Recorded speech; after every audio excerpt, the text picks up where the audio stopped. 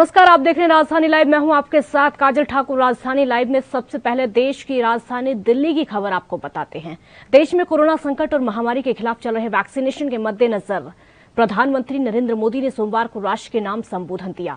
PM Modi ने अपने संबोधन में जहां एक तरफ वैक्सीनेशन को लेकर एक बड़ा ऐलान किया है, आगामी 21 जून यानी योग दिवस से देश में 18 साल से ऊपर के सभी नागरिकों को मुफ्त में वैक्सीन मिलेगी, तो वहीं उन्होंने अपने संबोधन में राज्य सरकारों को वैक्सीन और कोविड नियंत्रण पर इशारों ही इशारों में आईना भी दिखा दिया। लेकिन सबसे बड़ी बात जो प्रधानमंत्री मोदी ने अपने संबोधन में कही वो ये कही कि 18+ लोगों को अब फ्री वैक्सीन दी जाएगी, क्योंकि लगातार इस बात की मांग कई राज्य सरकारें कर रही थी।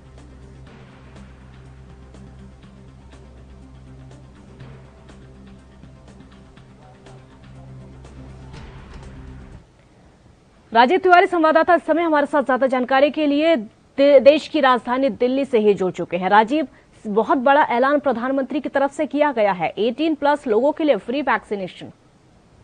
देखिए, बिल्कुल सही कहा आपने। यहाँ पर बात करें जिस तरीके से राज्य सरकारें बार बार डिमांड कर रही थी केंद्र सरकार से कि केंद्र सरकार उनको वैक्सीन उपलब्ध कराई जाए और कहीं ना कहीं फ्री वैक्सीन के लिए भी कहा जा रहा था, मगर कहीं ना कहीं कल प्रधानमंत्री नरेंद्र मोदी जी ने जिस तरीके से राष्ट्र के नाम पर संबोधित किया और उसके अंदर कहीं ना कहीं राज्य सरकारों को आईना भी दिखाया और यहाँ तक कि वैक्सीन को लेकर जो दुविधाएं थी वो भी क्लियर कर दी, यानी कि 21 जून से उसकी शुरुआत की जाएगी और 18 साल से ऊपर के लोगों के लिए फ्री वैक्सीन दी जाएगी और लगातार कहीं ना कहीं योग दिवस के उपलक्ष्य पर ही इस तरीके का कार्यक्रम किया जाएगा और कहीं ना कहीं 18+ वालों को लगातार वैक्सीनेशन जो है वो केंद्र सरकार के द्वारा दी जाएगी, क्योंकि अब राज्य सरकारें जिस तरीके से कंट्रोल कर रही थी वो कंट्रोल होता तो नजर नहीं आया और कहीं ना कहीं राज्य सरकारों को कहीं ना कहीं आईना भी दिखा दिया कि जिस तरीके से राज्य सरकारें काम कर रही थी वो कंट्रोल नहीं कर पा रही थी। और कहीं ना कहीं खास तौर पर बात करें दिल्ली सरकार की, क्योंकि दिल्ली सरकार निरंतर कहीं ना कहीं केंद्र सरकार से गुहार लगाती और केंद्र सरकार को ही निशाना बनाती चली जा रही थी कि केंद्र सरकार उनको मदद नहीं कर रही है और कहीं ना कहीं वैक्सीन को लेकर जो राजनीति थी वो भी स्पष्ट कर दी और कहीं ना कहीं राज्य सरकारों को उन्होंने साफ साफ कह दिया कि वैक्सीन का जो दुविधाएं हैं वैक्सीनेशन सेंटरों को लेकर वो भी अब केंद्र सरकार के द्वारा चलाई जाएगी और 21 जून से इसकी शुरुआत की जाएगी और फ्री वैक्सीन 18+ वालों को दी जाएगी। जी राजीव, ऐसा नहीं लगता कि केंद्र सरकार ने ये फैसला राज्य सरकारों के दबाव में कहीं ना कहीं लिया है, क्योंकि लगातार राज्य सरकारें ये दबाव बना रही थी, लगातार कह रही थी कि फ्री वैक्सीनेशन किया जाए, वैक्सीन राज्यों को फ्री में दी जाए, तो ऐसा नहीं लगता कि केंद्र सरकार ने दबाव में आकर बहुत ज्यादा प्रेशर हुआ तब जाकर ये फैसला लिया? देखिए, बिल्कुल सही कहा आपने। यहाँ पर बात करें राज्य सरकारों की तो राज्य सरकार लगातार निरंतर कहीं ना कहीं केंद्र सरकार को घेरती हुई नजर आ रही थी और कहीं ना कहीं वैक्सीन को लेकर यह भी कहा जा रहा था कि प्राइवेट अस्पतालों में वैक्सीन केंद्र सरकार के द्वारा बेची जा रही है और कहीं ना कहीं उसके दुगने से तिगने दाम दिए जा रहे हैं और कहीं ना कहीं राज्य सरकार ये चाहती थी कि वैक्सीन जो है वो फ्री ऑफ कॉस्ट जनता को मिले, मगर कहीं ना कहीं जिस तरीके से प्रधानमंत्री मोदी जी ने स्पष्ट किया है कि 21 जून से वो वैक्सीनेशन सेंटर जो है वो स्टार्ट किए जाएंगे, 18+ वालों को लगातार फ्री वैक्सीन दी जाएगी, मगर कहीं ना कहीं केंद्र सरकार ने थोड़ी देरी जरूर की है, मगर देखना होगा कि ये 21 जून से शुरुआत होती है या सिर्फ राजनीति का मोहरा ही बन के रह जाएगा। जी, वैक्सीन को लेकर अभी दिल्ली में क्या स्थिति है? क्योंकि हम लगातार देख रहे थे सीएम केजरीवाल दिल्ली में प्रेस कॉन्फ्रेंस करते थे, पिछले 2 महीने से प्रेस कॉन्फ्रेंस कर रहे थे कि हमारे पास वैक्सीन खत्म हो चुकी है, लेकिन अभी तक हम देख रहे हैं लगातार वैक्सीनेशन हो रहा है। सेंटर्स बंद करने की बात आ रही थी, लेकिन लगातार सेंटर कुछ खुले हुए हैं और वैक्सीनेशन अभी तक रुका नहीं है। देखिए, बिल्कुल सही बता रहे। यहाँ पर बात करें दिल्ली सरकार की तो दिल्ली सरकार बेशक ये कह रही थी कि वैक्सीनेशन सेंटर जो बंद कर दिया गया 18+ वालों के लिए वैक्सीन नहीं है, क्योंकि वैक्सीन की बिल्कुल कमी और केंद्र सरकार उनको वैक्सीन नहीं दे रही है, मगर कहीं ना कहीं दिल्ली सरकार के जो वैक्सीनेशन सेंटर चल रहे हैं वो सिर्फ एक ही वैक्सीन पर चल रहे हैं और वो भी 45+ वालों के लिए दिए जा रहे हैं, 18+ वालों के लिए वैक्सीनेशन नहीं है। लगातार कहीं ना कहीं केंद्र सरकार से गुहार लगाई जाती है, मगर देखना होगा केंद्र सरकार किस तरीके की मदद करती है, क्योंकि अभी 21 जून के लिए समय रख दिया गया है केंद्र सरकार के द्वारा और 21 जून में अभी काफी समय है और लगभग कहीं ना कहीं 15 से 20 दिन है और कहीं ना कहीं दिक्कतें जरूर है, मगर लगातार कहीं ना कहीं वैक्सीन को कहीं ना कहीं प्रक्रिया को स्टार्ट करना चाहिए और ताकि 18+ वाले हों या 18+ से नीचे वाले लोग हों उनको भी कहीं ना कहीं वैक्सीनेशन का टीकाकरण मिल सके, मगर देखना होगा कि सरकारें सिर्फ राजनीति करेंगी या फिर जनता को सुविधाएं भी देंगी। जी, वैक्सीन के मामले में घोटाला हो रहा है, इसको नकारा नहीं जा सकता, चाहे अन्य राज्यों की बात हो या फिर दिल्ली की बात हो, क्योंकि घोटाला नहीं होता तो अभी तक वैक्सीनेशन नहीं हो रहा होता। पहले से कहा जा रहा था कि वैक्सीन पूरी तरीके से खत्म हो चुकी है, 2 दिन का स्टॉक बचा हुआ है, 4 दिन का स्टॉक बचा हुआ है, लेकिन अभी तक वैक्सीनेशन हो रहा है, तो इसको नकारा नहीं जाता कि राज्य सरकारें अपने स्तर पर घोटाले कर रही हैं, केंद्र सरकार पर आरोप लगाते हुए, पूरा ठीकरा केंद्र सरकार पर फोड़ते हुए। देखिए बिल्कुल सर, जिस तरीके से बात करें वैक्सीन को लेकर कालाबाजारी की, बिल्कुल कालाबाजारी होती नहीं जा रही है, क्योंकि जिस तरीके से प्राइवेट एंड अस्पतालों के अंदर तो वैक्सीन है और सरकारी अस्पतालों में वैक्सीन नहीं है, तो इसका साफ जाहिर है कहीं ना कहीं स्थिति के बिल्कुल बिगड़ी हुई है और कहीं ना कहीं घोटाला जरूर होता नजर आ रहा है। चाहे इसमें राज्य सरकार जिम्मेवार हो या केंद्र सरकार जिम्मेवार हो या फिर कोई ऐसे अधिकारी जो अस्पतालों तक वैक्सीन उपलब्ध करा जा रही है, क्योंकि सरकारी अस्पताल में अगर वैक्सीन नहीं है उसका कारण क्या है, अगर सरकारी अस्पतालों की वैक्सीन प्राइवेट अस्पतालों में देखी जा रही है उसका कारण क्या है, ये सिर्फ एक जांच का विषय है और कहीं ना कहीं जनता को अभी भी गुमराह किया जा रहा है। मगर बात करें जिस तरीके से वैक्सीनेशन सेंटरों की बंद करने की, दिल्ली सरकार ने बिल्कुल बंद किए हुए हैं। यहाँ तक कि सिर्फ 45 प्लस वालों के लिए वैक्सीन दी जा रही है। 18 प्लस वाले अभी भी रजिस्ट्रेशन कराने के बावजूद भी राज्य सरकार और केंद्र सरकार दोनों से उम्मीद लगा के बैठे हुए हैं कि उनका वैक्सीनेशन सेंटर जो है खोला जाए ताकि उनको टीका मिल सके। मगर अभी तक कहीं ना कहीं राजनीति होती नजर आ रही है, चाहे वो दिल्ली सरकार हो या फिर और राज्यों की सरकार हो, कहीं ना कहीं केंद्र सरकार के ऊपर निशाना बना रही है। मगर जिस तरीके से कल प्रधानमंत्री मोदी जी ने भी नहीं कहा कि 21 जून से इसकी शुरुआत की जाएगी और कहीं ना कहीं फ्री वैक्सीन दी जाएगी और लगातार योग दिवस के उपलक्ष्य ही इस तरीके के कार्यक्रम किए जाएंगे, तो साफ जाहिर है कहीं ना कहीं केंद्र सरकार के ऊपर दबाव जरूर बनाए और दबाव बनने के बावजूद ही सरकार ने इस तरीके का फैसला लिया है। जी, अनलॉक को लेकर अपडेट बताइए, क्योंकि दिल्ली में अनलॉक हो चुका है और जिस तरीके की भीड़ भाड़ वहां पर देखने को मिल रही है, हम भी लगातार तस्वीरें देख रहे हैं किस तरीके से सड़कों पर भी जाम लगा हुआ है। कैसी स्थिति अनलॉक की? देखिए बिल्कुल भाई, जिस तरीके से बात करें अनलॉक की, तो दिल्ली के अंदर बिल्कुल अनलॉक कर दिया गया। 50% की रफ्तार के हिसाब से लोगों को गैदरिंग के हिसाब से काम करने की अनुमति दी गई है। सरकारी ऑफिस हो या फिर प्राइवेट ऑफिस हो या फिर मार्केटें हो, सभी को खोल दिया गया है। होटलों को भी खोल दिया गया है 50% के हिसाब से। मगर लगातार कहीं ना कहीं जो भीड़ की स्थिति है वो लगातार निकलती चली जा रही है और कहीं ना कहीं जनता भी कहीं ना कहीं सोशल डिस्टेंसिंग का दायरा नहीं बना रही है, जिसकी वजह से दिल्ली सरकार ने भी पहले ही स्पष्ट किया था अगर कोरोना की रफ्तार दोबारा से बढ़ती है तो दिल्ली के अंदर दोबारा से लॉकडाउन लगाया जा सकता है। मगर जिस तरीके से जनता अभी भी लापरवाही करती नजर आ रही है, क्योंकि हमने बाजारों के अंदर कल भी यही देखने को मिला था कि लगातार कहीं ना कहीं जनता जो है एक दूसरे से संपर्क बना रही थी। मास्क का कई जगह तो यूज भी नहीं किया जा रहा और लगातार कहीं ना कहीं वायरस का खतरा फिर दोबारा से बनता हुआ नजर आ रहा है। मगर देखना होगा क्या वायरस का खतरा कंट्रोल हो पाता है, क्योंकि मार्केटों की बात करें तो मार्केटों के अंदर जरूर अपनी तरफ से नियम बनाए गए हैं। कोई नंबर वाइज दुकानें खोल रहा है, कोई सोशल डिस्टेंसिंग का दायरा बना रहा है, तो कोई तो मार्केटों के अंदर घुसने से पहले सैनिटाइजर किया जा रहा है, यहाँ तक कि चेकअप किया जा रहा है। अगर किसी के अंदर लक्षण मिलते हैं उनका ब्लड टेस्ट भी किया जा रहा है। अगर किसी के अंदर लक्षण मिलते हैं तो डॉक्टरों को अस्पताल भेजा जाएगा उनको, और कहीं ना कहीं हर तरीके से कोशिश की जा रही है। मगर कहीं ना कहीं जनता की तरफ से लापरवाही जरूर देखने को मिल रही है। जी, 50% क्षमता के हिसाब से मेट्रो को भी खोला गया है। वो सुविधाएं मेट्रो स्टेशन पर रखी गई हैं, चाहे वो सोशल डिस्टेंसिंग की बात हो या फिर मास्क लगाने की बात हो, सैनिटाइजर की बात हो, ताकि उस हिसाब से लोग चल सके। कोरोना की जो चेन है वो इसी तरीके से टूटी रहे जो कि इस समय टूट चुकी है। देखिए बिल्कुल सही कहा आपने। यहाँ बात करें मेट्रो के स्टेशन की, क्योंकि दिल्ली की जो लाइफ लाइन चलाती है मेट्रो स्टेशन, तो वो कहीं ना कहीं मेट्रो लाइन जो है वो कहीं ना कहीं अब सुचारू रूप से चालू है और यहाँ तक 50% की क्षमता के साथ साथ खोले गए हैं और लगातार उनके अंदर गौर किया जा रहा है कि किसी को भी एक्स्ट्रा नहीं आने दिया जाएगा, यानी भीड़ नहीं आने दिया जाएगी, ना ही मेट्रो स्टेशन के अंदर ना ही मेट्रो के अंदर। मगर लगातार कहीं ना कहीं अंदर घुसने से पहले सैनिटाइजर किया जा रहा है, चेकअप किया जाता है, बाइक आता फिर उसके बाद अंदर भेजा जाता है। मगर यहाँ पर अभी टोकन के सिस्टम नहीं है, यानी सिर्फ स्मार्ट कार्ड का इस्तेमाल किया जाएगा ताकि किसी को भी कोई दिक्कत ना हो, वायरस का खतरा ना बने। मगर लगातार कहीं ना कहीं मेट्रो स्टेशन में तो लगातार सुरक्षा बढ़ाई गई है, मगर बाजारों के अंदर की बात करें वहां पर कहीं ना कहीं लापरवाही देखने को मिल रही है और कहीं ना कहीं जनता को भी समझना होगा अगर वायरस से बचना है तो कहीं ना कहीं सोशल डिस्टेंसिंग खुद बनानी होगी, दायरा खुद बनाना होगा और मास्क का भी यूज करना होगा। मगर लगातार कहीं ना कहीं अभी से ही जैसे लापरवाही। बहुत शुक्रिया आपका इस पूरी जानकारी के लिए। छोटे से ब्रेक के लिए यहाँ पर रुकना होगा, जल्द हाजिर होंगे।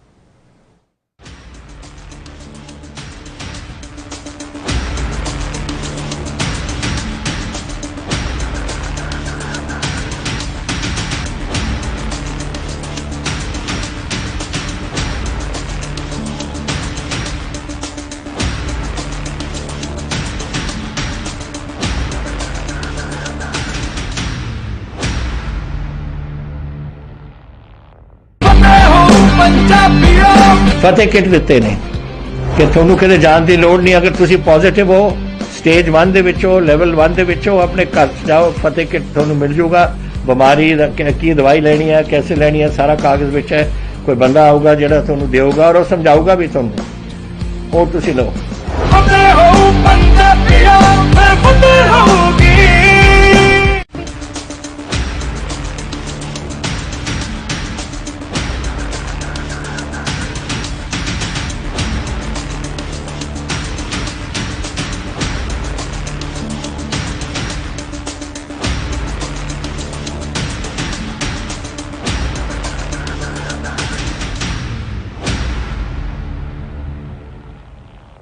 ब्रेक के बाद एक बार फिर स्वागत है आपका। इस वक्त की बड़ी खबर आपको सीधे पश्चिम बंगाल से बता देते हैं। ब्रेकिंग न्यूज, 30 लोगों की मौत हो चुकी है बिजली गिरने से।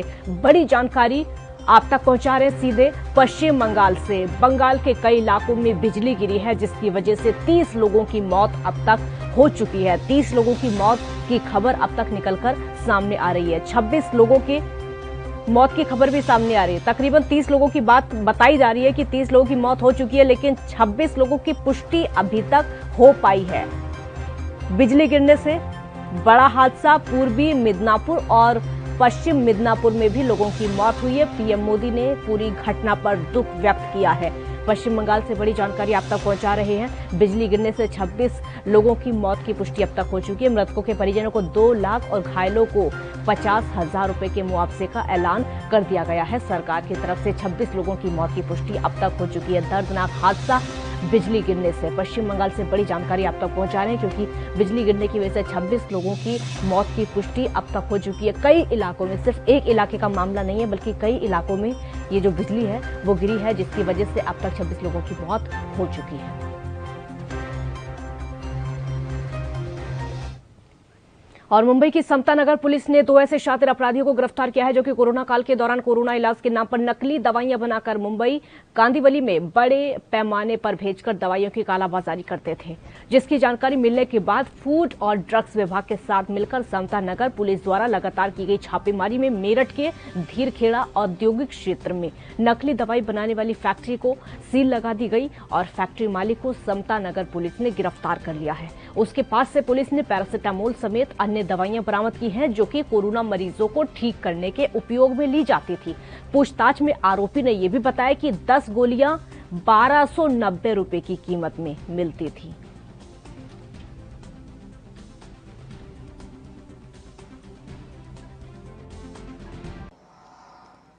इसमें फूड एंड ड्रग्स डिपार्टमेंट ने कांदिवली ईस्ट यहाँ मेडिटैब वर्ल्ड वाइड औषधि सप्लाई करने वाली होलसेलर कंपनी है, वहाँ छापा मारा था। वहाँ करीब 22 लाख के नकली औषधि जो है वो जब्त की है। वो टेस्टिंग के लिए भेजे, वो नकली साबित हुए हैं। और वो जो सप्लाई करने वाली दूसरी होलसेलर कंपनी थे, वो सुदीप मुखर्जी सप्लाई करते थे नोएडा से। तो सुदीप मुखर्जी के खिलाफ इन्होंने एफआईआर दाखिल की है समता नगर में। सुदीप मुखर्जी को उसी समय अरेस्ट किया गया है। तो सुदीप मुखर्जी इंक्वायरी में उन्होंने संदीप मिश्रा करके नाम लिया। ब्रेक के लिए यहाँ पर रुकेंगे, जल्द हाजिर होंगे। आप देखते रहिए एएनबी न्यूज।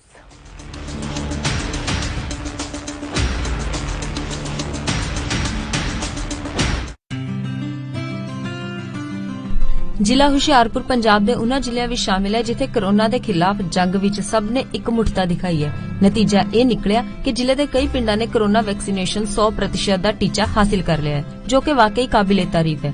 ਦਰਅਸਲ ਪੰਜਾਬ ਦੇ ਮੁੱਖ ਮੰਤਰੀ ਕੈਪਟਨ ਅਮਰਿੰਦਰ ਸਿੰਘ ਨੇ ਟੀਕਾਕਰਨ ਨੂੰ ਲੈ ਕੇ ਇੱਕ ਲਹਿਰ ਦਾ ਆਗਾਜ਼ ਕੀਤਾ ਸੀ। ਮੁੱਖ ਮੰਤਰੀ ਦੇ ਹੁਕਮਾਂ ਅਨੁਸਾਰ ਹੁਸ਼ਿਆਰਪੁਰ ਸਮੇਤ ਪੂਰੇ ਪੰਜਾਬ ਵਿੱਚ ਸ਼ੁਰੂ ਕੀਤੀ ਗਈ ਕੋਰੋਨਾ ਮੁਕਤ ਪਿੰਡ ਮੁਹਿੰਮ ਨੇ ਜ਼ੋਰ ਫੜ ਲਿਆ ਹੈ। ਇਸ ਮੁਹਿੰਮ ਤਹਿਤ ਹਰ ਰੋਜ਼ ਗ੍ਰਾਮ ਪੰਚਾਇਤਾਂ ਵੱਲੋਂ ਟੀਕਾਕਰਨ ਮੁਹਿੰਮ ਨੂੰ ਸਹਿਯੋਗ ਦਿੱਤਾ ਜਾ ਰਿਹਾ ਹੈ। ਇਸ ਮੁਹਿੰਮ ਦੇ ਸ਼ੁਰੂ ਹੋਣ ਤੋਂ ਬਾਅਦ ਪਹਿਲੇ 48 ਘੰਟਿਆਂ ਵਿੱਚ ਹੀ ਜ਼ਿਲ੍ਹੇ ਦੇ 11 ਪਿੰਡਾਂ ਨੇ ਕੋਰੋਨਾ ਵੈਕਸੀਨੇਸ਼ਨ ਦੀ 100% ਦੀ ਪਹਿਲੀ ਡੋਜ਼ ਲਗਵਾ ਲਈ ਸੀ।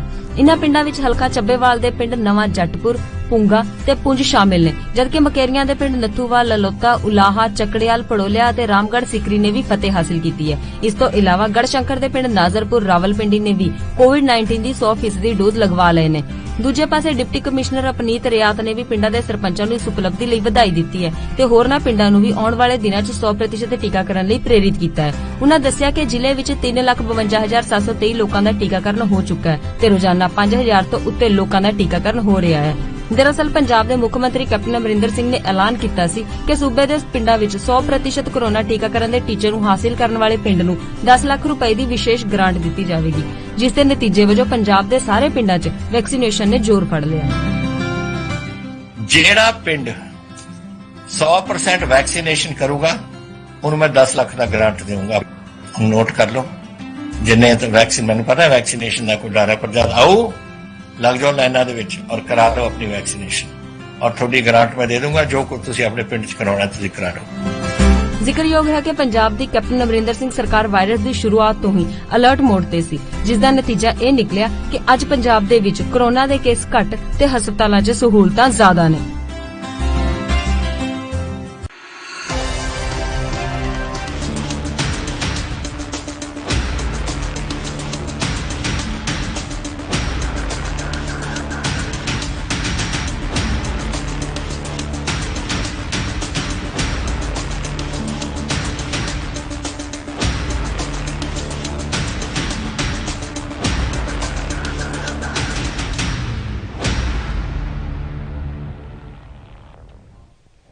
ब्रेक के बाद एक बार फिर स्वागत है आपका। तो नकली दवाइयों का पर्दाफाश हुआ है। मुंबई में 2 आरोपियों को गिरफ्तार कर लिया गया है जो कि नकली दवाइयां बनाते थे और बेचते थे। सत्य प्रकाश सोनी संवाददाता इस समय हमारे साथ मुंबई से जुड़ चुके हैं ज्यादा जानकारी के लिए। सत्य प्रकाश, 2 आरोपियों की गिरफ्तारी हुई है, क्या कुछ सामने अब तक आया है और कब से ये इन दवाइयों को बेचते थे? काजल, देखिए जिस तरह से मुंबई की समता नगर पुलिस और फूड एंड ड्रग डिपार्टमेंट में लगातार कार्रवाई करते हुए 2 आरोपियों को गिरफ्तार किया है। ऐसे में तमाम बड़े अहम खुलासे हुए हैं, जैसे जानकारी बंद कंपनियों के नाम पर ये लोग कोरोना के नाम पे बड़े पैमाने पर यानी कि ऊंचे दामों में इसको बेचने का काम करते थे।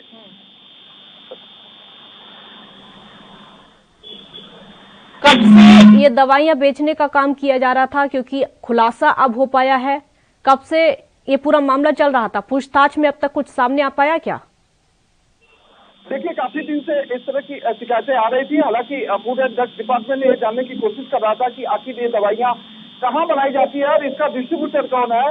इसकी जानकारी मिलते ही मुंबई की समता नगर पुलिस और फूड एंड ड्रग डिपार्टमेंट ने मुंबई के कांदिवली इलाके में एक बिल्डिंग में 5वें फ्लोर पर इस तरह की छापेमारी की। छापेमारी के दौरान करीब 20 लाख की नकली दवाइयां बरामद की गई, जिसमें 2 लोगों की गिरफ्तारी हुई है। लिहाजा सबसे अहम बात की एक गिरफ्तारी जो है मुंबई के यूपी के मेरठ से हुई है, तो दूसरी गाजियाबाद से हुई है। और ये जानकारी मिली है कि जो पकड़े गए शख्स है वो काफी समय से कोरोना के नाम पे इस तरह की नकली दवाइयां बनाकर बाजार में बेचते थे। हालांकि इस पूरे मामले में अब मुंबई के तमाम हॉस्पिटल भी रडार पे है, क्योंकि वो हॉस्पिटल इनसे दवाइयां लेते थे और लोगों को कोरोना के नाम पे बड़े पैमाने पर देते थे। लिहाजा जो दवाइयां करीब 150 में मिलती है, वही दवाइयां ये लोग 1200 रुपये में बेचते थे कि ये प्रभावी है कोरोना के इलाज के लिए। कहाँ पर ये दवाइयां बनाई जाती थी, उसके बाद कहाँ पर बेची जाती थी? देखिए, मेरठ के एक फैक्ट्री है जहाँ पे संदीप मिश्रा नाम का एक शख्स जो है इस तरह की दवाइयां बनाने का काम करता था। उसके बाद सुदीप जो मुखर्जी है वो कहीं के दवाइयां का होलसेलर था और उसका डिस्ट्रीब्यूशन का पूरा इंतजाम करता था। उसके बाद तमाम दवाइयां जो थी वो मुंबई में लाई जाती थी। उसके बाद यहाँ के हॉस्पिटलों को कंसर्न किया जाता, फिर हॉस्पिटलों में एक एक करके पहुंचाया जाता जैसी उनकी डिमांड हुआ करती थी। बहुत शुक्रिया आपका सत्यप्रकाश इस पूरी जानकारी के लिए। तो मुंबई में पर्दाफाश हुआ है, नकली दवाइयां बनाई जाती थीं और बेची जाती थी। छोटे से ब्रेक के लिए यहाँ पर रुकेंगे, जल्द हाजिर होंगे।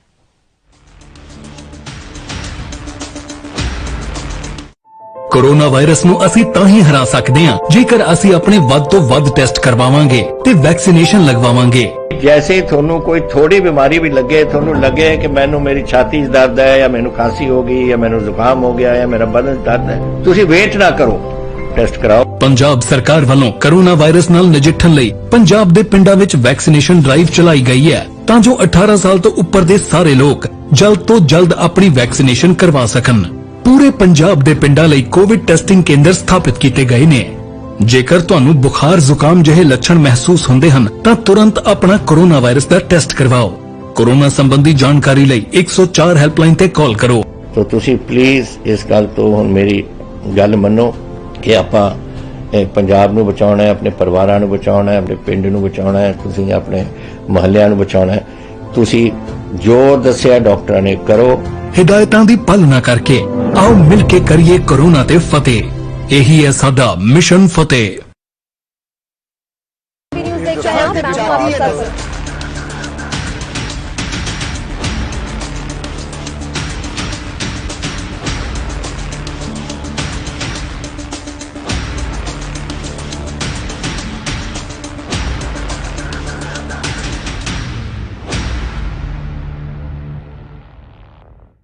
ब्रेक के बाद एक बार फिर स्वागत है आपका। मध्य प्रदेश में कोरोना काल में जिस तरीके से नकली रेमडेसिविर बेची गई, तो वहीं अब नकली बीज और नकली खाद बाजार में बेचा जा रहा है, जिससे प्रदेश की जनता और किसान परेशान हैं। कोरोना के बाद अब महंगाई की मार झेलने को मजबूर है, ये मध्य प्रदेश कांग्रेस कमेटी के कार्यकारी अध्यक्ष और मीडिया प्रभारी जीतू पटवारी का कहना है। और वहीं जीतू पटवारी ने यह भी कहा कि पेट्रोल और डीजल के दाम आसमान छू रहे हैं। पेट्रोल के दाम 103 रुपए के ऊपर हो चुके हैं और डीजल 94 रुपए के पार चला गया है। सोयाबीन की बोनी का समय आ गया है, लेकिन बाजार में नकली बीज और नकली खाद बिक रहा है, जिस पर सरकार अभी तक कोई नियंत्रण नहीं कर पा रही है। वैसे नकली बीज और नकली खाद को जिस तरह बाजार में बेचा जा रहा है, उस पर शिवराज सरकार को कार्रवाई करनी चाहिए। जीतू पटवारी ने इस दौरान बीजेपी में नेताओं की मुलाकात चल रही है, उसको लेकर भी कहा कि जिस तरीके की हलचल चल रही है, चोरी से हासिल की गई सत्ता को पाने के लिए बीजेपी नेता आपस में ही नूरा कुश्ती करते हुए नजर आ रहे हैं। बीजेपी में इस समय शिवराज हटाओ अभियान चल रहा है, क्योंकि शिवराज सिंह चौहान अकेले ही सत्ता का सुख ले रहे हैं, जिसको सभी बीजेपी नेता बांटने के लिए अभियान छेड़े हुए हैं। आप भी सुनिए क्या कुछ कहा जीतू पटवारी ने। कि किसानों की बोने का समय, फसल बोने का समय आ गया है, बरसात चालू है। सोयाबीन का बीज किसानों को ब्लैक में मिलने लगा है और किसानों को मिलने वाला खाद नकली बिकने लगा है। जगह जगह नकली खाद और बीज की आवक बढ़ती जा रही, ब्लैक की आवक बढ़ती जा रही। सोयाबीन का बीज 12,000, 15,000 रुपये, 10,000 रुपये ब्लैक में जिलेवार मिल रहा है। आशा है कि लॉकडाउन के इस पूरे कृत्य के बाद शिवराज सिंह जी मंडियों की, अनाज मंडियों की जो अनाज आने वाला फसल है वो चालू कराएं, जिसमें सोयाबीन मार्केट में आए और किसानों को बोने का बीज मिले। मैं समझता हूं ऐसी पूरी परिस्थिति में शिवराज सिंह जी। ब्रेक के लिए यहां पर रुकेंगे, जल्द हाजिर होंगे।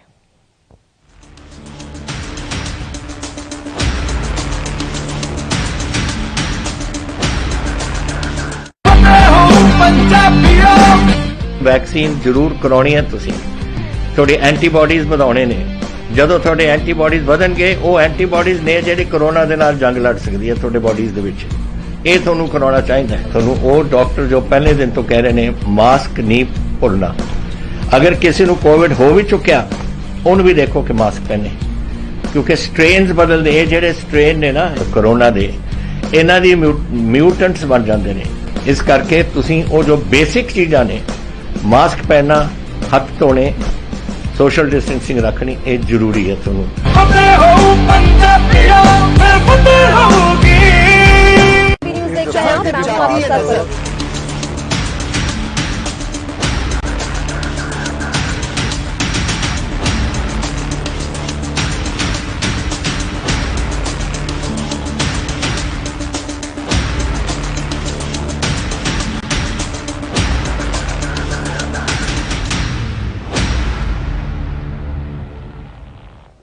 ब्रेक के बाद एक बार फिर स्वागत है आपका। गणेश तिवारी संवाददाता इंदौर से समय हमारे साथ लाइव जुड़ चुके हैं ज्यादा जानकारी के लिए। गणेश, जीतू पटवारी ने तो बहुत बड़ा खुलासा कर दिया है कि अब तक सिर्फ दवाइयों की कालाबाजारी हो रही थी, लेकिन अब तो खाद, बीज, हर चीज की कालाबाजारी हो रही है। निश्चित तौर पर देखिए, अब जिस कदर लगातार अगर पहले की बात करें तो प्रदेश में सबसे ज्यादा कालाबाजारी, रेमडेसिविर इंजेक्शन की कालाबाजारी करने के आरोप लगे और नकली इंजेक्शन बेचने के आरोप लगे। हालांकि ये बात सिद्ध भी हुई, जिस कदर कांग्रेस ने लगातार पहले भी आरोप लगाए थे, तो ये सभी बातें सिद्ध हुई थी। लेकिन अब लगातार जो किसानों के अब बोनी का समय आ चुका है, हालांकि अब चूंकि बरसात का सीजन आ चुका है, ऐसे में सोयाबीन की, धान की फसल किसानों को बोनी है। लेकिन अब लगातार किसान जिस कदर परेशान हो रहे हैं बीज को लेकर, खाद को लेकर, तो अब कांग्रेस की तरफ से जो जीतू पटवारी हैं, पूर्व मंत्री हैं कांग्रेस की तरफ से, उन्होंने जरूर एक बड़ा आरोप लगाया है, जिस पर पहले जैसे कांग्रेस ने लगातार आरोप नकली इंजेक्शनों को बेचने का लगाया था, अब सोयाबीन के जो बीज हैं, खाद हैं, उन पर भी नकली बीज और खाद बेचने का आरोप लगाया। हालांकि ये बात अभी कितनी सिद्ध होती है इस बात की कोई पुष्टि नहीं है, लेकिन कांग्रेस की तरफ से ये आरोप, बहुत बड़ा आरोप लगाया गया है और इस पर सरकार को, भाजपा सरकार को जरूर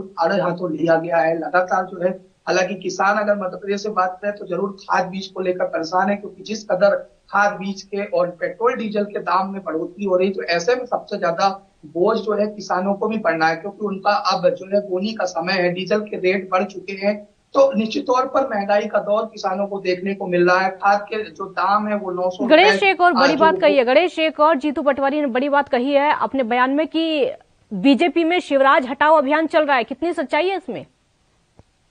देखिए, लगातार जिस कदर जो बड़े नेता थे उनकी जो मुलाकातें केंद्र में दिल्ली में हो रही थी आपस में, चाहे वो कैलाश विजयवर्गीय हो, नरोत्तम मिश्रा हो या बीडी शर्मा हो, लगातार मुलाकातें हो रही थी, तो एक कयास लगाए जा रहे थे कि अब मध्य प्रदेश में सत्ता परिवर्तन हो सकता है, यानी कि मुख्यमंत्री का चेहरा बदल सकता है, क्योंकि जिस कदर दमोह चुनाव जो है कांग्रेस ने जीत हासिल की थी और भारतीय जनता पार्टी के हाथों से दमोह की सीट गई थी, इसके बाद हार का जिम्मा कोई भी नहीं ले रहा था और तमाम तरह के आरोप प्रत्यारोप मुख्यमंत्री शिवराज सिंह चौहान पर भी लग रहे थे, एक कयास लगाए जा रहे थे।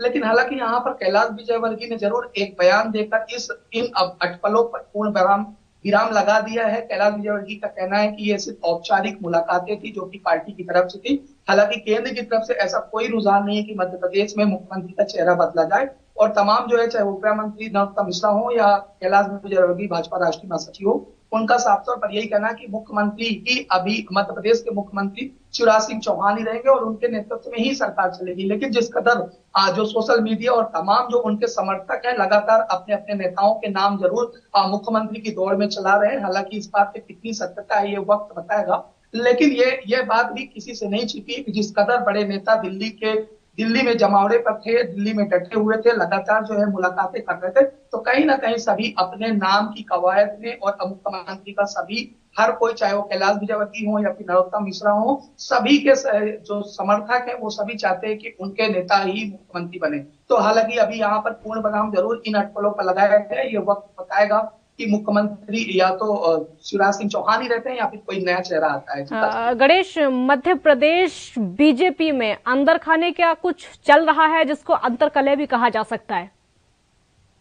देखिए, अंतरकलह की अगर बात करें तो लगातार दमोह चुनाव और बंगाल चुनाव हारने के बाद लगातार जो है इसकी कवायद तेज हो गई थी और लगातार जो है अंतरकलह चालू हो गई थी। लगातार जो है, चाहे वो नरोत्तम मिश्रा के सहयोगी हों या समर्थक हों या फिर कैलाश विजयवर्गीय के समर्थक हों, जो 83 सीटें जो बंगाल में आई थी उन पर भी अपने अपने नेता का नाम चलाया जा रहा था सोशल मीडिया के माध्यम से। हालांकि हार का जिम्मा कोई भी लेने को तैयार नहीं था। इसके बाद दमोह चुनाव भी, जब दमोह चुनाव की हार हुई, वहां पर भी कई बड़े नेता चुनाव की रैली में वहां पर संबोधन किया, चुनाव की रैलियों में गए, लगातार लोगों से जनसंपर्क किया।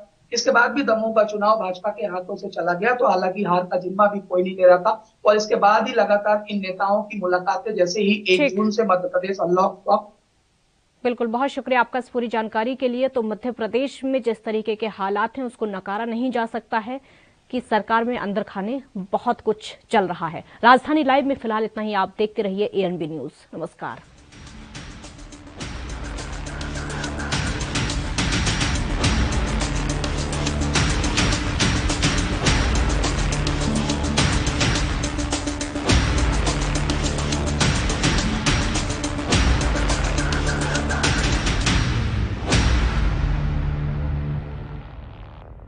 कम ब्रेक और ज्यादा खबरों के साथ देखिए ANB news in channel number पर।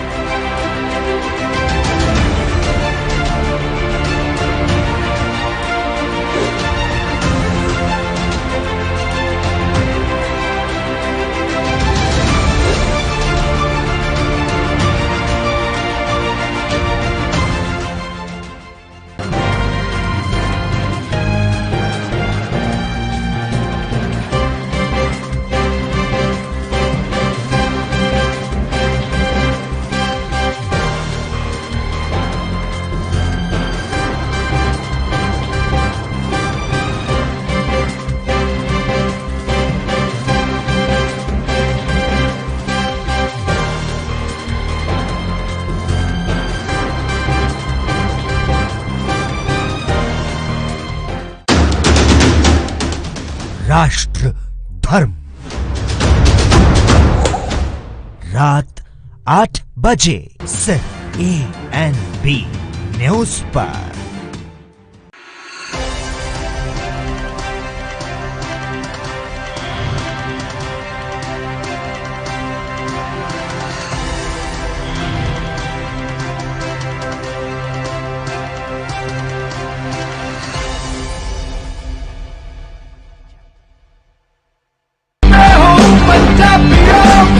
ਰੂਰਲ ਕਰੋਨਾ ਵੋਲੰਟੀਅਰਸ ਕਹਿ ਕੇ ਇੱਕ 7 ਬੰਦਿਆਂ ਦਾ ਗਰੁੱਪ ਹਰ ਪਿੰਡ ਦੇ ਵਿੱਚ ਬਣਾਇਆ ਜਾਏ। ਉਹ 7 ਮੈਂਬਰ ਦਾ ਗਰੁੱਪ ਆਪਣੇ ਪਿੰਡਾਂ ਦੇ ਵਿੱਚ ਘੁੰਮੇ ਔਰ ਇਹਦੇ ਵਿੱਚ ਉਹਨਾਂ ਨੂੰ ਐਮਫਸਾਈਜ਼ ਕਰਨਾ ਚਾਹੀਦਾ ਹੈ ਟੈਸਟ ਕਰੋ, ਜੈਸੇ ਮੈਂ ਤੁਹਾਨੂੰ ਦੱਸਿਆ। ਜਿੱਥੇ ਫਿਰ ਅਗਰ ਕੋਈ ਪੋਜ਼ਿਟਿਵ ਨਿਕਲਿਆ ਉਹ ਕਿਹਨੂੰ ਮਿਲਿਆ ਉਹਨੂੰ ਟ੍ਰੇਸ ਕਰੋ ਕਿ ਜਾ ਕੇ ਦੇਖੋ ਕਿ ਕਿਹਨੂੰ ਮਿਲਿਆ ਉਹਨੂੰ ਵੀ ਟੈਸਟ ਕਰੋ ਔਰ ਫਿਰ ਜਿਹੜੇ ਕੋਵਿਡ ਪੋਜ਼ਿਟਿਵ ਨੇ ट्रीट करो। 3 T's test, trace and treat. ये चीज़ां अगर आप कर सकिए तो तुसी देखो ये अपने पिंड और मोहल्ले कंट्रोल आ सकती है।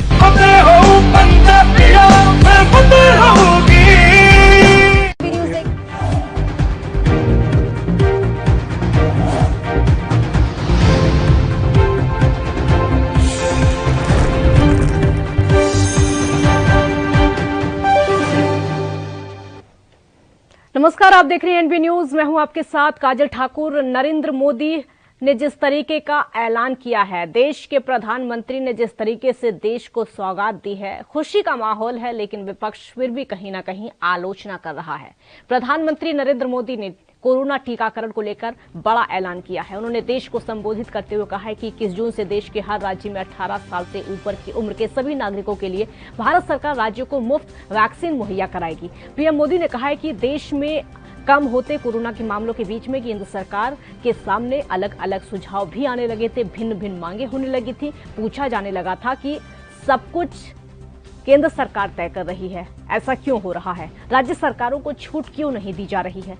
राज्य सरकारों को लॉकडाउन की छूट क्यों नहीं मिल रही है? One size does not fit all जैसी बातें कही गई थी। पीएम मोदी ने यह भी कहा कि वैक्सीन निर्माताओं से कुल वैक्सीन उत्पादन का 75% हिस्सा भारत सरकार खुद ही खरीदकर राज्य सरकारों को मुफ्त देगी। आज ये निर्णय लिया गया है कि राज्य के पास वैक्सीनेशन से जुड़ा जो 50% काम था, उसकी जिम्मेदारी भी भारत सरकार उठाएगी। ये व्यवस्था आने वाले 2 सप्ताह में लागू हो जाएगी। इन 2 सप्ताह में केंद्र और राज्य सरकारें मिलकर नई गाइडलाइंस के अनुसार आवश्यक तैयारी कर लेगी। अब देश के किसी भी राज्य सरकार को वैक्सीन पर कुछ भी खर्च नहीं करना होगा। अब देश के करोड़ों लोगों को मुफ्त वैक्सीन मिलेगी। अब 18+ की आयु के जितने भी लोग हैं इससे जुड़ जाएंगे। सभी देशवासियों के लिए भारत सरकार ही मुफ्त वैक्सीन मुहैया करवाएगी। सुनवाते हैं आपको क्या कुछ कहा प्रधानमंत्री मोदी ने कल।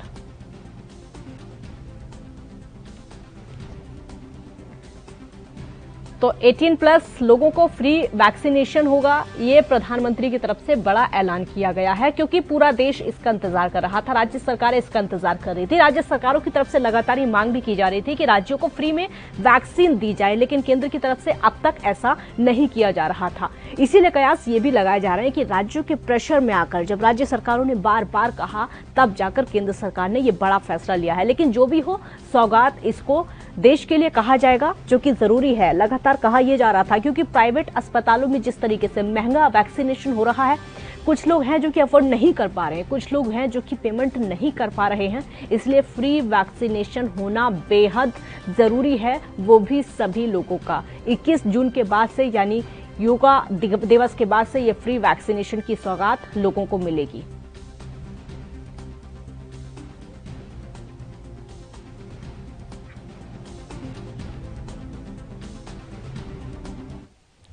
एक ब्रेक के लिए यहां पर रुकेंगे, जल्द हाजिर होंगे। आप देखते रहिए एएनबी न्यूज।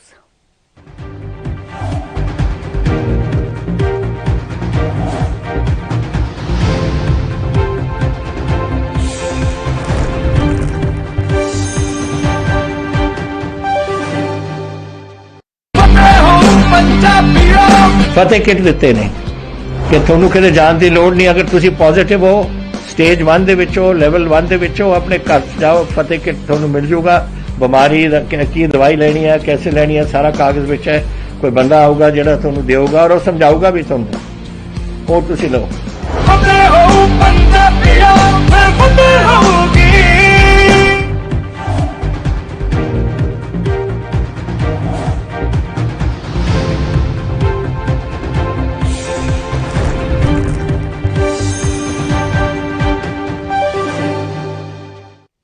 ब्रेक के बाद एक बार फिर स्वागत है आपका।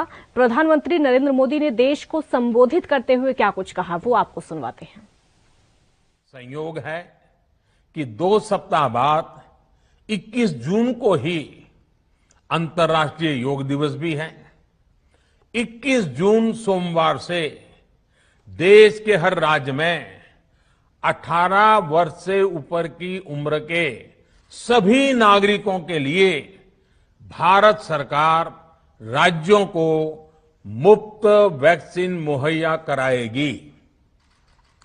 वैक्सीन निर्माताओं से कुल वैक्सीन उत्पादन का 75% हिस्सा भारत सरकार खुद ही खरीदकर राज्य सरकारों को मुफ्त देगी। यानी देश की किसी भी राज्य सरकार को वैक्सीन पर कुछ भी खर्च नहीं करना होगा। सरकार के सामने अलग अलग सुझाव भी आने लगे, भिन्न भिन्न मांगे होने लगी, पूछा जाने लगा सब कुछ भारत सरकार ही क्यों तय कर रही है, राज्य सरकारों को छूट क्यों नहीं दी जा रही है, राज्य सरकारों को लॉकडाउन की छूट क्यों नहीं मिल रही है, one size does not fit all जैसी बातें भी कही गई। दलील ये दी गई कि संविधान में चूंकि हेल्थ आरोग्य प्रमुख रूप से राज्य का विषय है, इसलिए अच्छा है कि सब राज्य ही करें। इसलिए इस दिशा में एक शुरुआत की गई। सरकार ने एक बृहद गाइडलाइन बनाकर राज्यों को दी ताकि राज्य अपनी आवश्यकता और सुविधा के अनुसार काम कर सके। स्थानीय स्तर पर कोरोना कर्फ्यू लगाना हो, माइक्रो कंटेनमेंट जोन बनाना हो, इलाज से जुड़ी व्यवस्थाएं हो, भारत सरकार ने राज्यों की इन मांगों को स्वीकार किया।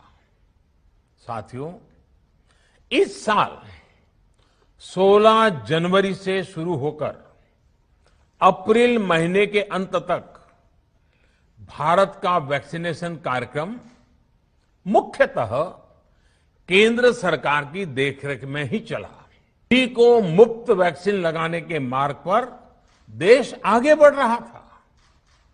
देश के नागरिक भी अनुशासन का पालन करते हुए अपनी बारी आने पर वैक्सीन लगवा रहे थे।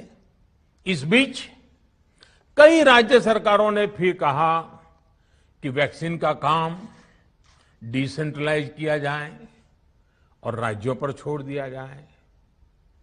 तरह तरह के स्वर उठे, जैसे कि वैक्सीनेशन के लिए एज ग्रुप क्यों बनाए गए। दूसरी तरफ किसी ने कहा कि उम्र की सीमा आखिर केंद्र सरकार ही क्यों तय करे। कुछ आवाजें तो ऐसी भी उठी कि बुजुर्गों का वैक्सीनेशन पहले क्यों। मुरारी सिंह संवाददाता मुंबई से समय लाइव हमारे साथ जुड़ चुके हैं। मुरारी, क्योंकि केंद्र सरकार की तरफ से एक सौगात ही इसको कहा जाएगा, 18+ लोगों के लिए फ्री वैक्सीनेशन, महाराष्ट्र सरकार का रिएक्शन क्या है? देखिए, महाराष्ट्र सरकार का रिएक्शन की बात करें तो अभी तक उनके कोई प्रवक्ता की तरफ से स्टेटमेंट नहीं आया है। लेकिन जिस तरीके से ब्लू टिक पर शिवसेना के नेता सांसद संजय राउत ने जो पलटवार किया था, चाहे एनसीपी के मंत्री नवाब मलिक ने जिस तरीके से चुटकिया मजाक लिया था कि प्रधानमंत्री को देश के वैक्सीनेशन के बारे में सोचना चाहिए, तो ऐसे में जो सौगात जो है कि प्रधानमंत्री की तरफ से मिला है, ये कहीं ना कहीं काफी सराहनीय है। क्योंकि उन लोगों के लिए जो मात्र 100 से 200 या 300 रुपए दिन में कमा पाते हैं और उनके घर में 4 से 5 लोग हैं, तो ऐसे लोगों के लिए ये जो खबर आई है काफी राहत भरी हुई खबर है। क्योंकि वैक्सीनेशन के लिए जहां मारामारी चल रही थी, वहीं पैसे की किल्लत के चलते भी लोग वैक्सीनेशन नहीं करा पा रहे थे। और ऐसे में अब केंद्र सरकार और खुद जो है कि प्रधानमंत्री ने इसकी घोषणा की है, जिसे लेकर के आम नागरिकों में एक खुशी की लहर जरूर देखी जा रही है। हालांकि विपक्ष का काम है राजनीति करना, सरकार का काम है काम करना, और देखना होगा कि इसे किस तरीके से किया जाता है और इससे जनता को कितना लाभ मिलता है। जी काजल, वैक्सीन को लेकर अब तक महाराष्ट्र में क्या है? प्राइवेट अस्पतालों में एक वैक्सीन कितने रुपए की लग रही है?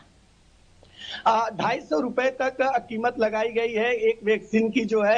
डॉक्टरों का कहना है कि उन्हें 50 रुपए जो है उनके स्टाफ का खर्च जाता है, जबकि 200 रुपए वैक्सीन में जाता है। प्राइवेट अस्पतालों में 200 से 250 वैक्सीन देने का टारगेट बनाया जाता है। लगभग 12 से 14 ऐसे प्राइवेट वैक्सीनेशन सेंटर हैं जहां पर इस तरीके का टीकाकरण अभियान चल रहा है। लेकिन अब ऐसे में योगा दिवस जो 21 जून की बात कही गई है, उस दिन से 18+ कि जब वैक्सीनेशन शुरू होगा तो देखना होगा कि प्राइवेट सेंटरों पर भी अगर ये वैक्सीन दी जाती है तो क्या उसकी वहां पर कोई कीमत ली जाती है या फिर सरकारी के नेतृत्व में ही ये वैक्सीनेशन पूरा किया जाता है। जी काजल, 250 रुपए कीमत तय की गई है एक वैक्सीन की। क्या उतने ही रुपए प्राइवेट अस्पतालों में लिए जा रहे हैं या फिर चोरी छुपे ज्यादा भी लिए जा रहे हैं?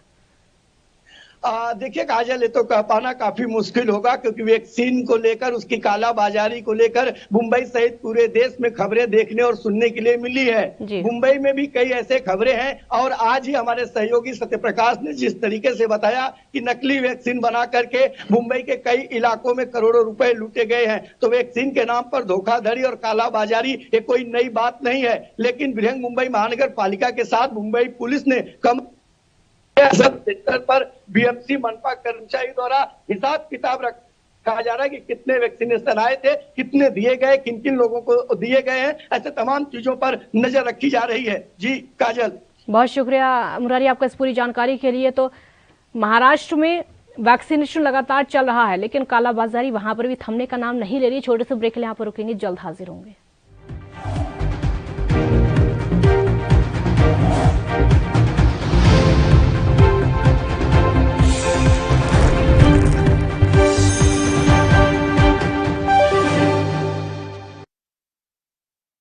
कोरोना वायरस ਨੂੰ ਅਸੀਂ ਤਾਂ ਹੀ ਹਰਾ ਸਕਦੇ ਹਾਂ ਜੇਕਰ ਅਸੀਂ ਆਪਣੇ ਵੱਧ ਤੋਂ ਵੱਧ ਟੈਸਟ ਕਰਵਾਵਾਂਗੇ ਤੇ ਵੈਕਸੀਨੇਸ਼ਨ ਲਗਵਾਵਾਂਗੇ।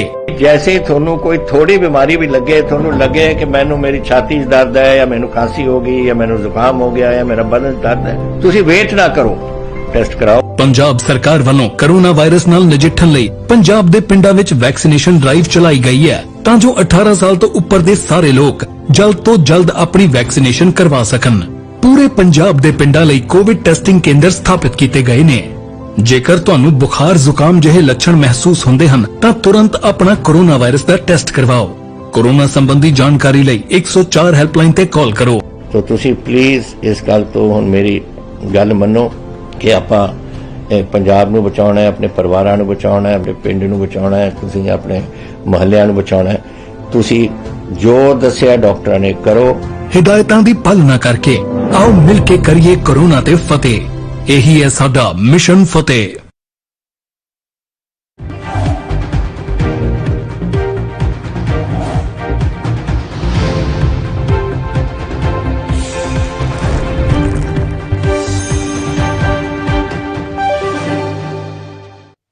ब्रेक के बाद एक बार फिर स्वागत है आपका। 18+ लोगों को फ्री वैक्सीन लगेगी 21 जून के बाद, ये केंद्र सरकार का कहना है।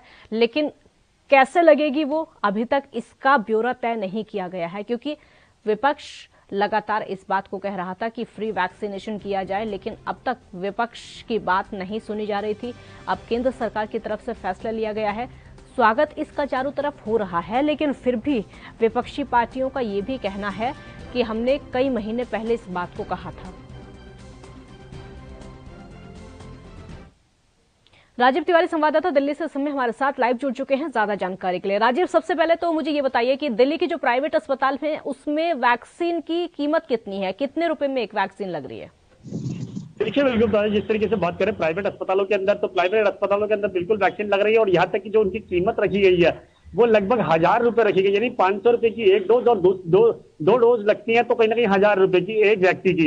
मगर कहीं ना कहीं उसके अंदर भी कालाबाजारी होती नजर आ रही है, क्योंकि लगातार कहीं ना कहीं 2 से 3 हजार रुपए लिए जा रहे हैं एक डोज के। तो सर सीधे सीधे कहें तो अगर 2 डोज लगती है तो कहीं ना कहीं 4000 रुपए होगा पर व्यक्ति के। अगर किसी के फैमिली मेंबर के अंदर 4 लोग हैं या 5 लोग हैं तो सोचिए आप उसका क्या डॉक्टर सरकार पर जो सरकारी कमाई है कहीं ना कहीं प्राइवेट अस्पताल यानी कि कमाई हो रही है। जी राजीव, दिल्ली के अस्पतालों में हाल ये है, प्राइवेट अस्पतालों में चाहे वो मैक्स अस्पताल की बात हो या फिर दूसरे अस्पताल की बात हो, कल भी मेरी कुछ लोगों से बात हो रही थी, उनका कहना है कि इनको एक इंजेक्शन 900 रुपए में लगाया जा रहा है। देखिए बिल्कुल सही कहा आपने, यहाँ पर 900 की नहीं 1000 रुपए या फिर 2000 रुपए तक का कीमत ली जा रही है। जैसा वो जनता देखते हैं, जैसा उनको लगता है कि कस्टमर ज्यादा देने लायक है, पैसे देने लायक है, तो उससे उतनी ही डिमांड की जाती है। मगर कहीं ना कहीं ये काला खेल जरूर चल रहा है, क्योंकि लगातार वैक्सीन की जो कमी है वो सिर्फ इसी वजह से होती नजर आ रही है, क्योंकि सरकारी अस्पतालों में वैक्सीन नहीं है। मगर प्राइवेट अस्पतालों की बात करें तो प्राइवेट अस्पतालों में लगातार वैक्सीन हो रही है और लगातार वैक्सीन चलाई जा रही है और लगातार हर व्यक्ति को वैक्सीन दी है। बस सिर्फ सीधे सीधे कहे तो यहाँ पर सिर्फ काला बाजारी की जा रही है और कुछ नहीं। कहीं ना कहीं इसके अंदर राजनीति का जरूर बहुत बड़ा इस्तेमाल किया जा रहा है, क्योंकि चाहे वो केंद्र सरकार के द्वारा हो या राज्य सरकार के द्वारा हो, मगर वैक्सीन जो है वो प्राइवेट हाथों में जा रही है और कहीं ना कहीं इसका जो मुनाफा है वो कहीं ना कहीं कुछ चुनिंदा लोगों के पास ही जाता नजर आ रहा है। जी राजीव, अब यहाँ पर केजरीवाल सरकार पर सवाल उठना लाजमी है, क्योंकि केजरीवाल बार बार आते हैं, प्रेस कॉन्फ्रेंस करते हैं, मीडिया के सामने आते हैं, केंद्र सरकार पर ठीकरा फोड़ते हैं, लेकिन जब उनकी ही दिल्ली में हाल ये हो रहा है, इस तरीके की कालाबाजारी हो रही है, इस तरीके से लोगों को लूटा जा रहा है, तो केजरीवाल जिस तरीके की दलीलें देते हैं कि हमें वैक्सीन नहीं मिल पा रही है, हमारे पास वैक्सीन खत्म हो चुकी है, हमें सेंटर बंद करने पड़ रहे हैं, ये उन सभी दलीलों पर पानी फेरती हुई तस्वीरें हैं जो कि कालाबाजारी हो रही है, लोगों को लूटा जा रहा है। घोटाला राज्य सरकार के बीच में ही है। देखिए, बिल्कुल सही कहा आपने। यहाँ पर एक चीज और स्पष्ट कर रहे हैं, जिस तरीके से दिल्ली सरकार कह रही है कि उनके पास वैक्सीन नहीं है, वो प्राइवेट अस्पतालों में वैक्सीन है, इसी को लेकर कांग्रेस पार्टी के जो दिल्ली प्रदेश अध्यक्ष है अनिल कुमार जी, उन्होंने भी यही आरोप लगाया था कि दिल्ली सरकार वैक्सीन जो है वो कहीं ना कहीं प्राइवेट अस्पतालों में दे रही है और कहीं ना कहीं उसका जो प्रॉफिट है वो चोरी छुपे दिल्ली सरकार के पास भी मिल रहा है। मगर दिल्ली सरकार कहती है कि केंद्र सरकार के हाथ में है, मगर कहीं ना कहीं सरकारी अस्पतालों की बात करें तो वो पैसे दिल्ली सरकार के हाथ में है, मगर जो प्राइवेट अस्पताल है वो किसके हाथ में है? क्योंकि ना तो इसका जवाब दिल्ली सरकार दे रही है, ना ही केंद्र सरकार दे रही है। अगर जब प्राइवेट अस्पतालों की बात करें तो वहां पर लगातार वैक्सीनेशन हो रहा है और यहाँ तक कि लगातार दुगने से तिगने दाम दिए जा रहे हैं। बहुत शुक्रिया आपका इस पूरी जानकारी के लिए। एक ब्रेक के लिए यहां पर रुकना होगा, जल्द हाजिर होंगे।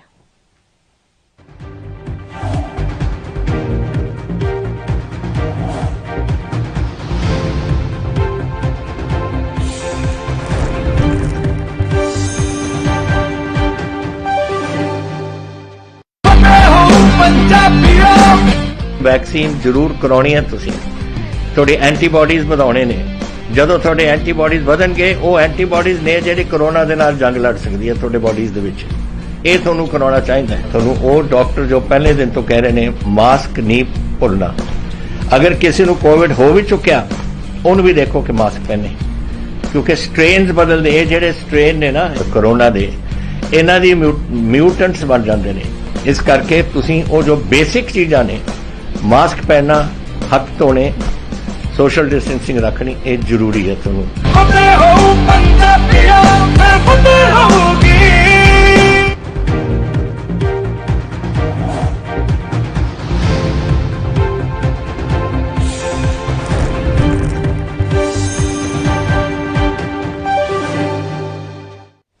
ब्रेक के बाद एक बार फिर स्वागत है आपका। तो राज्यों में कालाबाजारी वैक्सीन की हो रही है। राज्य सरकारों पर लगातार आरोप लग रहे हैं, क्योंकि राज्य सरकारें बार बार कहती हैं कि केंद्र सरकार की तरफ से उनको वैक्सीन नहीं दी जा रही है, केंद्र सरकार घोटाले कर रही है, केंद्र सरकार पूरी तरीके से ब्यौरा नहीं दे पा रही है। लेकिन जब स्थिति राज्यों की पता चलती है तो पता चलता ये है कि अंदर खाने बहुत कुछ चल रहा है, राज्य सरकारों के बीच में भी बहुत कुछ चल रहा है। किस तरीके से कालाबाजारी रेमडेसिविर की हो रही है, किस तरीके से कालाबाजारी वैक्सीन की हो रही है, वो सभी आंकड़े निकलकर सामने तब आते हैं जब 250 रुपए कीमत तय की जाती है प्राइवेट अस्पतालों में वैक्सीन की, और जब वही वैक्सीन 900 रुपए की लगती है, जब वही वैक्सीन 1000, 2000 या फिर 3000 रुपए की लगती है, तो उन सारे ही दावों की पोल खुल जाती है जो कि बार बार कहे जाते हैं कि हमारे पास तो वैक्सीन नहीं है, हमें तो केंद्र सरकार से वैक्सीन नहीं मिल पा रही है, हम दिल्ली वासियों को वैक्सीनेट कैसे करेंगे, हम तो दिसंबर तक बहुत बड़ी आबादी को वैक्सीनेट कर देते अगर हमें वैक्सीन मिल जाती। उन सभी दावों की यहाँ पर पोल खुलती हुई नजर आ रही है जब पता चलता है कि प्राइवेट अस्पतालों में लोगों को लूटा जा रहा है, दिल्ली वासियों को लूटा जा रहा है वैक्सीन के नाम पर, क्योंकि बार बार जो उनसे मोटी रकम वसूली जा रही है। सवाल खड़े होते हैं राज्य सरकार पर, क्योंकि केंद्र सरकार मुफ्त वैक्सीन अब उपलब्ध करवाएगी, ये केंद्र सरकार का फैसला है, लेकिन क्या वो वैक्सीन सभी राज्यों में मुफ्त लग पाएगी? क्या राज्य सरकारें उस तरीके से इम्प्लीमेंटेशन कर पाएंगी जिस तरीके से राज्य सरकारों के लिए केंद्र सरकार ने घोषणा कर दी है? ये देखना होगा, क्योंकि केंद्र सरकार की घोषणा हो जाती है, उसको लागू करना अलग अलग राज्यों में राज्य सरकारों के हाथ में होता है। किस तरीके से उनको लागू किया जाता है ये देखना होगा। क्या 18+ लोगों को, सभी लोगों को फ्री में वैक्सीन लगेगी? क्या सरकारी अस्पतालों में भी फ्री में लगेगी? क्या प्राइवेट अस्पतालों में भी फ्री में लगेगी? ये तमाम ऐसी बातें हैं जिनमें अभी स्पष्टता बाकी है, और ये जो स्पष्टता है ये केंद्र सरकार की तरफ से भी होनी चाहिए और राज्य सरकारों की तरफ से भी होनी चाहिए, तभी लोगों को राहत की सांस मिल सकती है।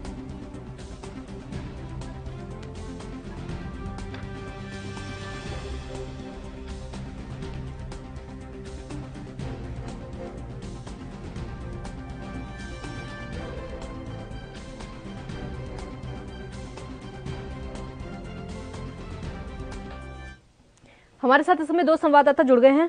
गौरव मिश्रा अयोध्या से, विजय त्रिपाठी रीवा से इस समय जुड़ चुके हैं। गौरव, अयोध्या का हाल बताइए वैक्सीन को लेकर, क्योंकि केंद्र सरकार की तरफ से तो ऐलान किया गया कि 18+ लोगों को फ्री वैक्सीनेट अब किया जाएगा। वहां पर वैक्सीन को लेकर क्या हालात है, किस तरीके से अब तक लग रही है? देखिए काजल, साफ तौर पर जिस तरीके से प्रधानमंत्री नरेंद्र मोदी ने कल घोषणा की है कि 18+ के लोगों को जो है फ्री में वैक्सीन लगेगा और दीपावली तक राशन भी मुहैया कराया जाएगा, लेकिन जिस तरीके से देखा जाए वैक्सीनेशन का काम करने के लिए उत्तर प्रदेश की योगी सरकार अभी तक बहुत ही आगे थी। लेकिन जिस तरीके से अब देखा जाए तो कहीं ना कहीं अयोध्या में वैक्सीनेशन को लेकर कहीं ना कहीं शॉर्टेज भी देखी जा रही है। जिस तरीके से लोगों का जो रजिस्ट्रेशन होता है उस समय पर भी वैक्सीनेशन नहीं लग पा रहा है, तो कहीं ना कहीं जो वैक्सीनेशन का काम है वो धर्मनगरी अयोध्या में भी शॉर्टेज कहीं ना कहीं बनी हुई है। लेकिन जब पूछा जाता है जो जिम्मेदार अधिकारी होते हैं उस पर बोलते नहीं है और कैमरे से साफ बोलते नजर नहीं आना चाहते हैं। काजल, विजय, हम हर राज्य में देख रहे हैं तस्वीरें कालाबाजारी की निकलकर सामने आ रही है। मध्य प्रदेश में हालात क्या हैं? प्राइवेट अस्पतालों में किस तरीके से वैक्सीन लग रही है लोगों को, और कितने रुपए में एक डोज लगाई जा रही है?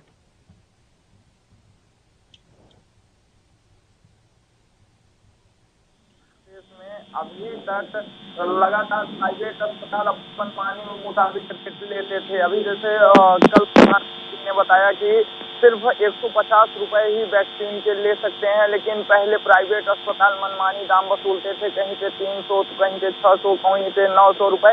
यहाँ तक देखा गया है कि 2-2 हजार रुपए प्राइवेट अस्पताल एक वैक्सीन के डोज में वसूले हैं। लगातार प्राइवेट अस्पतालों के द्वारा मनमानी की जा रही थी। हालांकि कल जब प्रधानमंत्री ने संबोधित किया, इसके बाद से पूरे देश को यह पता चल गया कि का रेट निर्धारित हो चुका है, सिर्फ 150 रुपए करना। गौरव, उत्तर प्रदेश में जो प्राइवेट अस्पताल हैं उसमें किस तरीके से वैक्सीनेशन इस समय हो रहा है? क्या कीमत एक डोज की है और कितनी कीमत प्राइवेट अस्पताल वसूल रहे हैं?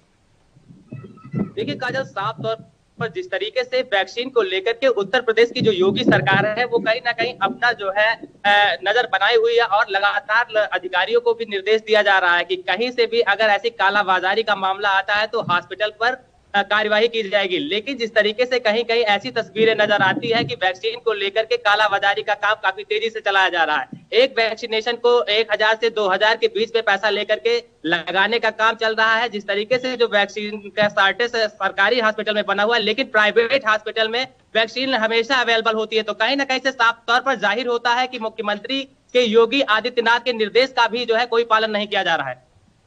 आप बने रहिए हमारे साथ, एक ब्रेक के लिए यहाँ पर रुकना होगा, जल्द हाजिर होंगे।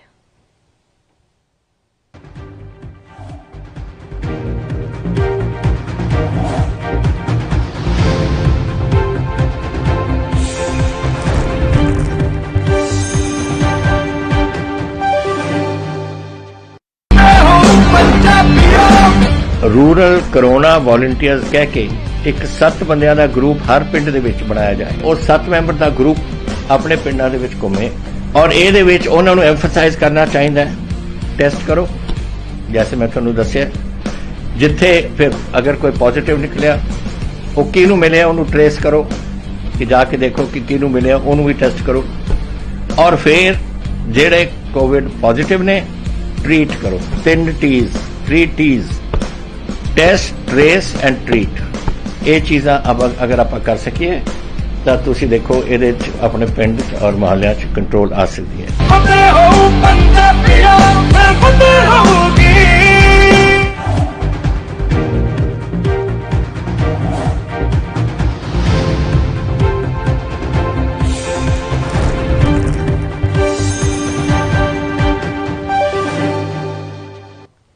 ब्रेक के बाद अगर फिर स्वागत है आपका। दोनों संवाददाता इस समय हमारे साथ जुड़े हुए हैं। विजय त्रिपाठी रीवा से इस समय हमारे साथ जुड़े हुए हैं। विजय, आपका लास्ट रिएक्शन होगा किस तरीके से मध्य प्रदेश की सरकार इस फैसले को देख रही है केंद्र सरकार के फ्री वैक्सीनेशन वाले?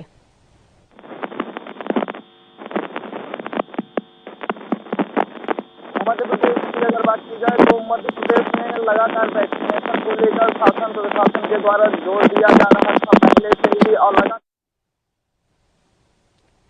लगता है आवाज नहीं आ पा रही है विजय की।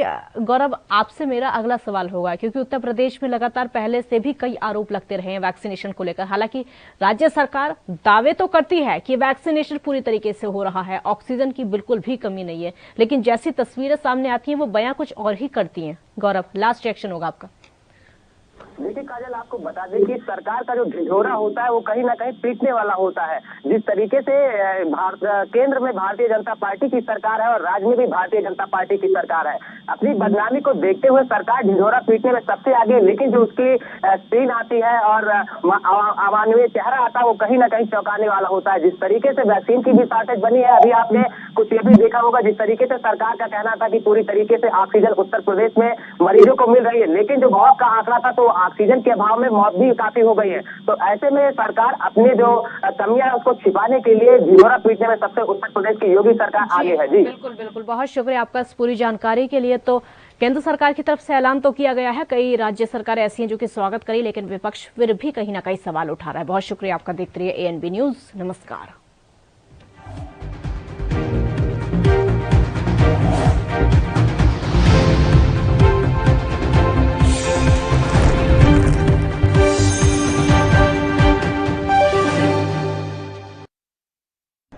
यात्रीगण कृपया ध्यान दें।